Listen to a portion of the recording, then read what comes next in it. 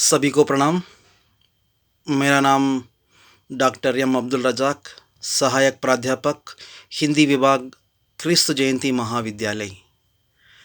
आज का विषय है मैथिली शरण गुप्त रचित खंडकाव्य जयद्रथ वध। जयद्रथ वध का पंचम सर्ग।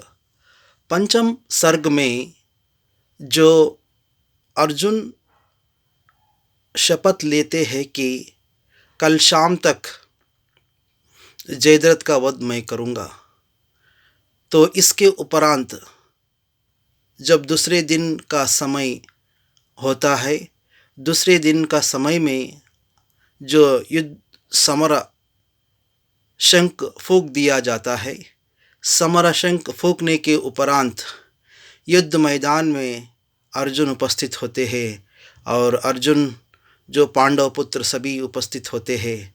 जो सबसे पहले कौरवों के तरफ से द्रोणाचार्य सामने दिखाई पड़ते हैं, तो उसके उपरांत अर्जुन के मन में यह बात आती है कि मेरे गुरुवर्य द्रोणाचार्य की आशीर्वाद के बगैर मेरी विजयी प्राप्त नहीं हो सकता, कहकर सबसे पहले अर्जुन कौरवों के तरफ से लड़ने वाले द्रोणाचार्य से आशीर्वाद लेते हैं। आशीर्वाद लेकर आने से पहले अर्जुन से द्रोणाचार्य कहते हैं कि आज तुम्हारी हस्तकला को इस समर में दिखाना। तुम्हारी हस्तकला क्या है, तुम्हारी हस्तकला कितना महत्वपूर्ण है, इस चीज़ को आज इस युद्ध में दिखाना, कहकर जब द्रोणाचार्य अर्जुन को आशीर्वाद देते हैं, आशीर्वाद देने के उपरांत अर्जुन गुरुवर्य द्रोणाचार्य से कहते हैं कि गुरुवर्य, आज मेरी हस्तकला मैं दिखा नहीं पाऊँगा, लेकिन उसकी जगह मेरे पुत्र वध जिसने भी जो किया उसका वध की कला मैं आज दिखाऊंगा, कहकर जो गुरुवर्य द्रोणाचार्य से ये बात कहकर जैसे आशीर्वाद लेकर लौटते हैं, लौटने के उपरांत जितना कौरव सैन्य है, कौरव सैन्य पर हमला करते करते जैसे दक्षिण की ओर से उत्तर की तरफ घूमते हैं, जैसा जैसा युद्ध इतना गंभीर होता है, जहाँ भी अर्जुन का रथ चलाते हैं आगे सारथी के रूप में श्री कृष्ण है, और जैसा सारथी खुद भगवान का साक्षात रूप श्री कृष्ण है, तो पूरा का पूरा भला इन्हीं की तरफ है, पांडवों की तरफ है। अर्जुन जिस तरह उसकी रथ चलता है, उस तरह पूरा का पूरा कौरवों का जो फौज पूरा का पूरा नाश होने लगता है।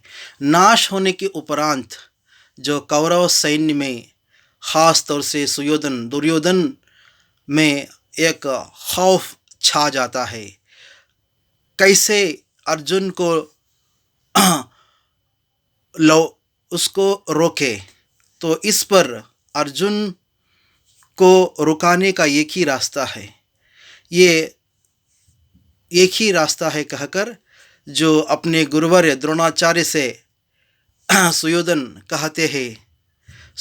कहते हैं कि कैसे भी हो आप अर्जुन को रोको, क्योंकि जैसा उसकी जो शक्तिशाली इस युद्ध में नज़र आ रहा है, जो हमारा पूरा का पूरा फौज नाश होता जा रहा है, जिस तरफ वो जाता है जो आपस में उस तरफ से पूरा का पूरा जो नाश होने का नज़ारा दिखता है। तो इसीलिए आप से यह कहते हैं कि सुयोधन, पहले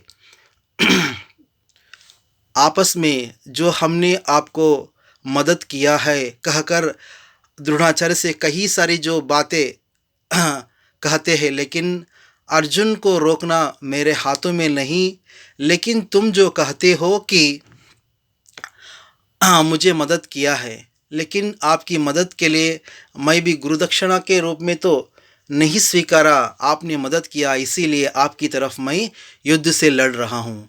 जितना तुमने अन्याय से जो पांडवों को हराकर जो वनवास के लिए हो या अज्ञातवास के लिए हो तुमने उनको भेजा है, ये तुमने अन्याय एक तरफ से किया है।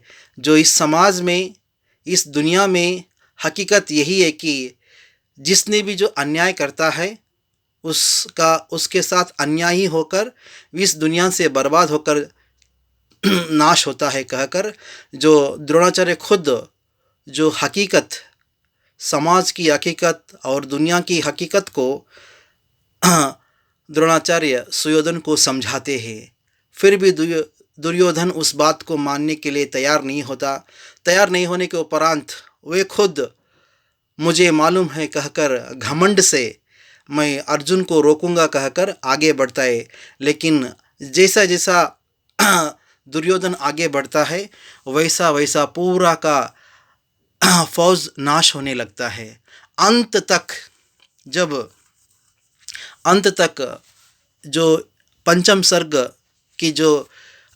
पंचम सर्ग की पूरी की पूरी जो कथा यही है कि जो उसमें अर्जुन जैसे युद्ध किया है, अर्जुन जैसा युद्ध करा, उसकी जो पराक्रमता और उसकी युद्ध शैली और युद्ध करने का तरीक़ा, इस सारी चीज़ों को बहुत ही गहराई के साथ मैथिली शरणगुप्त ने यहाँ चर्चा किया है।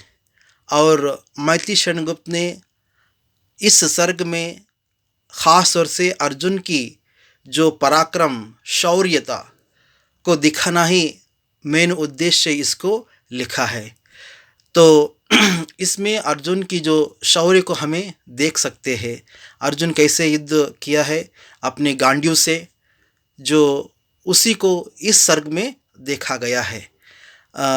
धन्यवाद। आगे जो सर्ग में दूसरा वीडियो हमें देख सकते हैं। बहुत बहुत धन्यवाद।